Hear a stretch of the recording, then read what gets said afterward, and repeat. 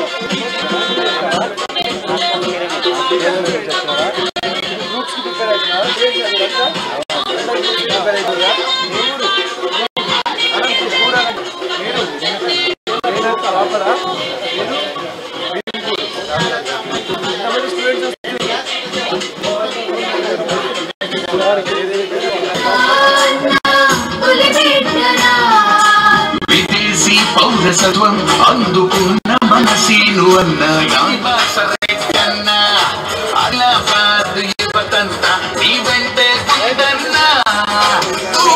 కంది శ్రీనివాస్ రెడ్డి మా క్యాంపు కార్యాలయానికి వచ్చి అన్నదానంలో పాల్గొన్నందుకు చాలా సంతోషంగా ఉంది.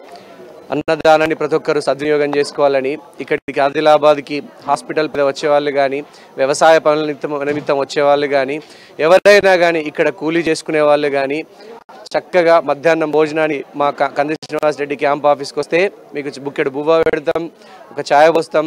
మీకు మంచిగా చక్కగా ఇక్కడ ఉండి సద్వినియోగం చేసుకోండి. మన ఆదిలాబాద్ నిరగామిగా అత్యున్నత అభివృద్ధి చెందిన ప్రాంతంగా మనం తీర్చిదిద్దుకోవాలి.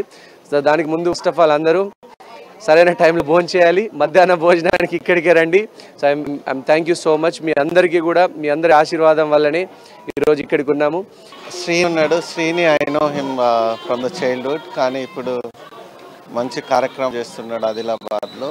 అండ్ స్పెషల్లీ అన్నదానం అనేది చాలా పుణ్యమైన కార్యక్రమము. సో ఇతను తీసుకున్న స్టెప్ మంచి. నా ఉద్దేశంలో ఇటువంటి యంగ్ లీడర్స్ కావాలి ఆదిలాబాద్కి. అండ్ నేను ఆదిలాబాద్లో పుట్టి పెరిగిన, కానీ యుఎస్లో సెటిల్ అయిపోయి ఇదంతా చూసి నేను చాలా ఆనందిస్తున్నాను. నాతో మా ఆదిలాబాద్ ఎన్ఆర్ఐస్లో చాలా ఆనందపడుతున్నారు. స్పెషల్లీ ఇటు యంగ్స్టర్స్ కంపల్సరీ ఆదిలాబాద్ నియోజకవర్గానికి కావాల్సిందే. ఎందుకంటే ఆదిలాబాద్ నేను చూసిన నా లైఫ్ టైంలో ఇంత వెనుకబడి ఉండే. ఇటువంటి